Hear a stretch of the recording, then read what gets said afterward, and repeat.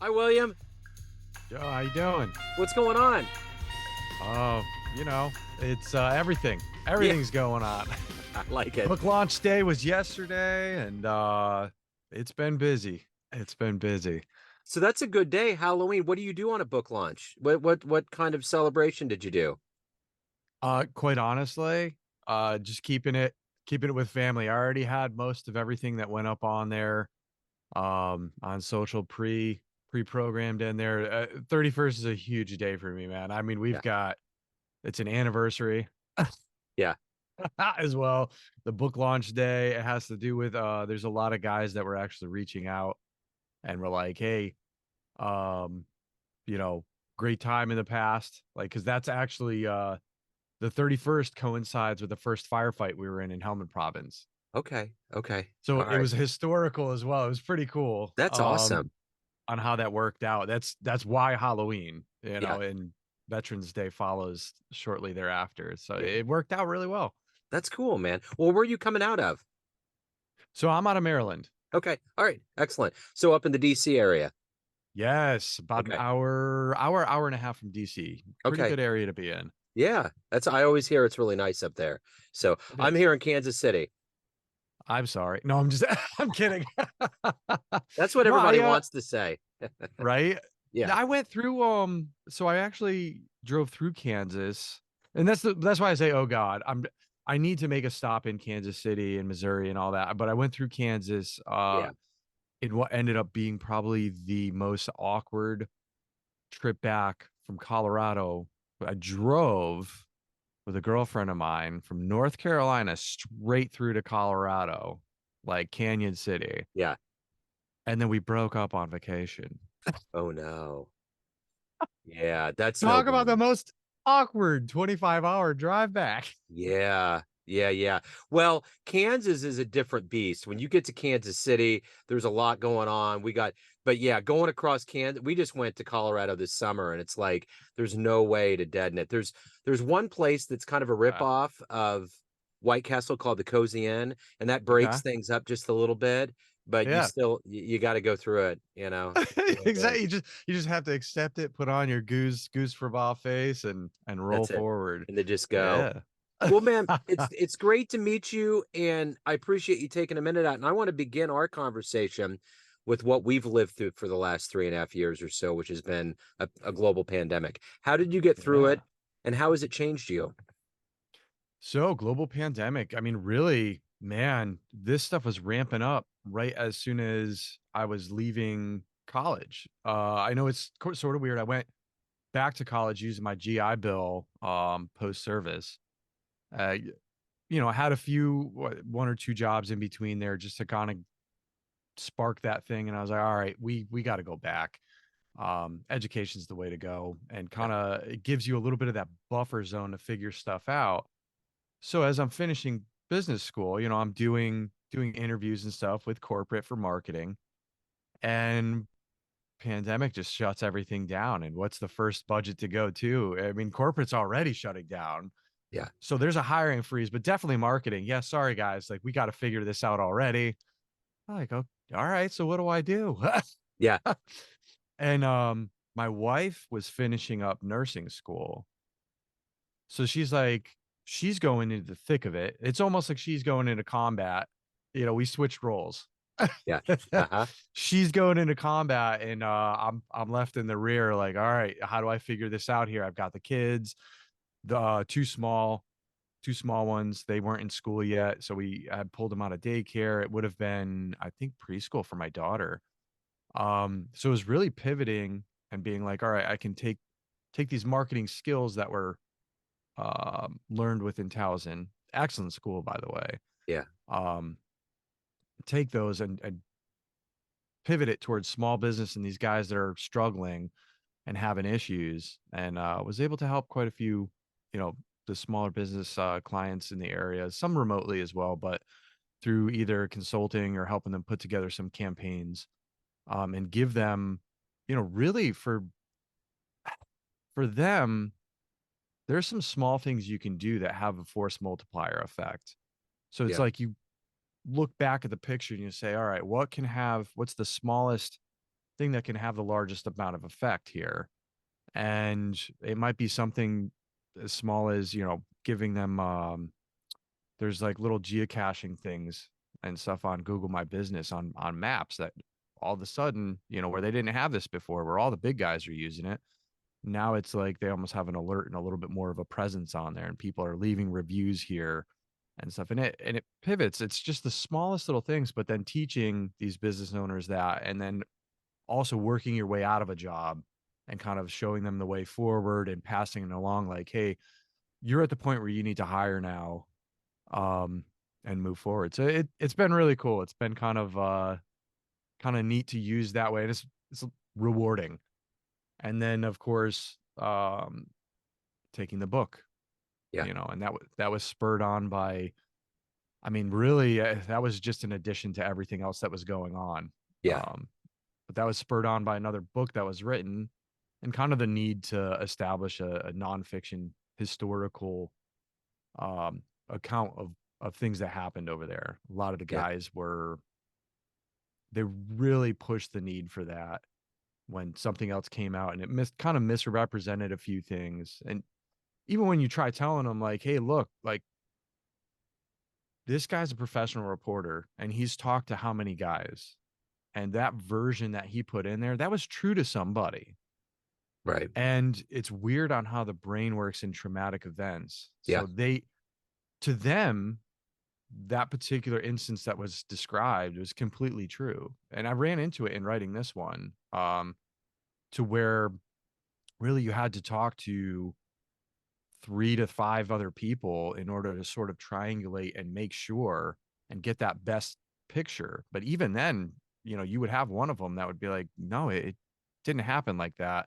And until it was like concrete evidence to like either where it happened to or a few other people that saw it, they were like, oh, there's a few instances like that. It's crazy.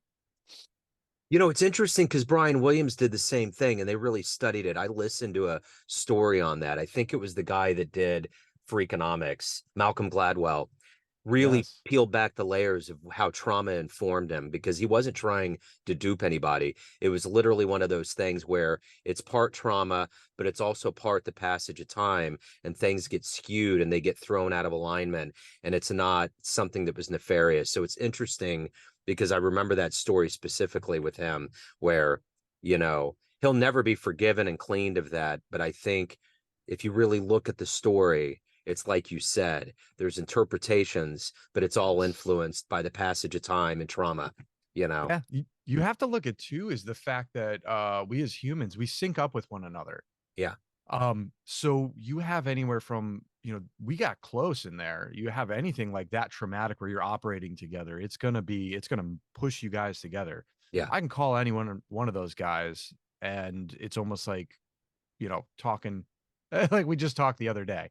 Yeah. It's crazy. And it's just because um when you can anticipate somebody's movements in the dark and be like, hey, and name them out, exactly who that is and stuff. There's something happening there. So like when you have someone give you feedback on something, I had one in particular to where he put himself in the body of someone else. Like that's how he remembered it, was actually doing these actions. And when I went back and pulled it apart, I kind of had to talk with him and I went, hey, look, all right, I'm not trying to blow your mind or anything, but like I literally talked to the guy that was pulled out of the canal here and stuff, and this is what happened. Um, and talking with other guys there, putting exactly where you were. It's just so crazy to see that happen, Yeah. and to where somebody put themselves there Yeah. and they believe it. Yeah. And it's just wild. Yeah.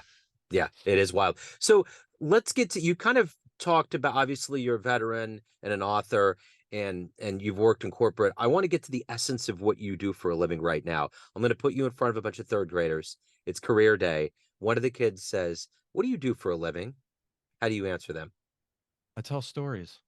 Okay. Right on. I am a storyteller. I like it. So, what did you want to be in the third grade? What was your dream to grow up and become? So I wanted to find the Titanic. Oh, cool. Crazy enough. I did, yeah, and this was before Robert Ballard and everything had found it. I had books on it. I had charts.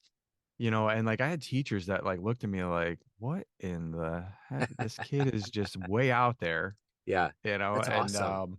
That's it's always been awesome. a bit of an adventurer. So, where were you born and raised? How did these seeds get into you to get in the military, to become an author, and to do all of this and to become who you are today? So I grew up in this little small town, Thomaston, Connecticut, 8,000 people, Yeah. just nestled into New England, Litchfield County, New England. So you got a lot of twisty back roads, a lot of foliage out there. This is the season right now. I know we're recording this, but October, November, you got leaf peeping season, Yeah. and it's just gorgeous out there. But tiny town, manufacturing. Thomaston was actually renamed back in the 1800s from Plymouth Hollow, and the town had kind of a founder almost is manufacturing clocks, Seth Thomas, and it was sort of like the Henry Ford of clocks. He did a manufacturing process to where it was simple. Everybody could have a mantle clock, and they renamed the town after him. I guess and in the middle of the town is the factory. My dad actually had a business with two other partners, springs and stamping. So salt of the earth, blue collar manufacturing type business, and just met a lot of really quintessential American people. Yeah. That blue collar, middle class workers, and so just really good people, salt of the earth kind of. Where your word is what matters. It's Yeah. pretty cool. So, who's been a hero for you in your life? Oh man, I've had so many. Oh, my God. Like, I mean, you have anything from my dad's been quite an inspiration in the way of on how he built a business. And he's got a debilitating disease to where it's um it's a form of muscular dystrophy. And to see someone go through something like that, but keep his head up and keep a smile on his face has been quite the thing to see. And if he is resilient enough to get through that and keep a smile on his face, I've got no excuse. Yeah. Um, so Yeah. I mean, really, uh, every day count every day a blessing, Yeah. you know. Yeah, for sure. So, if you could meet anybody alive right now on the planet, somebody that you admire or look up to, who would it be? Who would you love to meet and talk to? Who would I love to talk to and meet? You know, there's oh my God, there's so many different various ways to go, but I would say is probably somebody who could help instill some change and has helped a little bit. Elon Musk would be awesome. Yeah. Because I think that he understands the value of that resilience and that work ethic within the military stuff. I know that they're very military friendly over at like Yeah. Solar City end of things. Yeah. Um, and I think with some of the stuff that I have coming up, or at least I'm going to try to attempt with coming up, that in the follow on project to this, like he would be somebody that would be like a great brain to talk to and like that networking connections in order to make happen. Yeah. Quite honestly, that'd be sweet. Yeah. Yeah, for sure. I'd love to. So, um, I'm curious with everything that you do, you're obviously highly driven. What is your motivation? What gets you out of bed every day? What gets you to do all of these things that you do and to be who you are? The fact that I can. You have so many guys, like I've had someone say to me before, so like in this book, there's a story to where um the day after Christmas, Jason Johnston, one of the other we were out on a patrol, and one of the other guys that was with us, specialist Jason Johnson, was traversing a wall, climbing over on top of it to get onto a rooftop where we'd set in Overwatch. We'd usually put a machine gun team up on the roof, and him and Will Ross were crossing this wall when an IED was initiated with a secondary that was on the ground that went up into a primary charge up in the wall that was directly underneath Johnston. And ultimately, he ended up passing away and stuff. And I have a lot of people, either they hear this story or I tell this story around the holidays and they're like, I'm so sorry that happened to you. And I'm not, because really it's given me that drive. I had stepped over that initiator, that very same initiator, maybe 30 seconds prior. Wow. And I'm here for a reason. And if he's not, um, and I've been allowed to move forward, then I have no excuse and I really should push myself to make what I've been given worthwhile. Yeah, absolutely. I'm curious when you write a book like this, in popular culture, we get a glimpse into something that a lot of people get don't do. There's a lot of people that will never join the military, that will never be in a war, never be in a skirmish. And I'm always curious from your perspective, is it a historical document? Is it a cathartic journey? What is it for you? Is it a melding of everything? What does it mean to actually get this into words and get the story out to people? So I think on this one, and just even in the way that it's written, um, establishing that historical record, but in a way to where anybody can understand it. Like this thing was boiled down to being written as an easy read, something very plain that quite honestly, it's about high school level. Yeah, And the reason for that is that most enlisted personnel, which that's what I was over there. So normally these war books come through and they're written by generals and stuff, yeah, and general officers that they might not even have been in the conflict. They have that God's view overview, and they yeah, can see down on everything, but they're not down in the battle. Um, so between that, this is that real boots on the ground picture. But then you also have the fact that I want this is for the enlisted. yeah, A lot of those guys never make it past high school reading level. So I mean, this is for them, and this is to show them that, hey, look, like you can share these stories, you can get this stuff off your chest. And really, in this project and doing this, there were some guys that they didn't want to share, and they were very like standoffish about it, and like even angry. And it was yeah. because of another book that had come out, describing some of the conflict and stuff, and it wasn't historically accurate. Um, So that was one of the things that, like, when I went into this, I wanted to make sure that everybody could understand it and establish that record, but also to make sure that those guys could understand it. But not only that, but everybody could understand it. Like some kid that's possibly contemplating going into the service, especially these days right now, Yeah. with everything going on. Like, hey, what am I getting into? And it doesn't point it one way or the other, quite honestly. Some of the best times I've had were spent in the service, as Yeah, well as some of the worst. That's just life. yeah. Um, but it's up to them to decide. And for me, I think for me that it was one of the best things that I could have done. I really needed that discipline that was instilled um, within my time in service. So as an author, what was the first book you read when you were young that really either made you want to write one day or read more? So my mom had this thing to where she was big on reading, Yeah, and would take us down to the library all the time. And it kind of became like a little bit later on, it became my escape, because it was more like a stay out of the house. We spent a lot of time out in the woods, out of sight, out of mind. Like, hey, you know what? If we're out of the house, we're not going to get called up for chores, or we won't be in trouble as long as we keep it quiet. yeah, yeah. Uh-huh. So books was that, that secondary escape. And I want to say it's probably, I mean, man, I've read a ton, but Ender's Game was one of them that stuck with me. Yeah, And I want to say I probably read that around 10. yeah. Wow.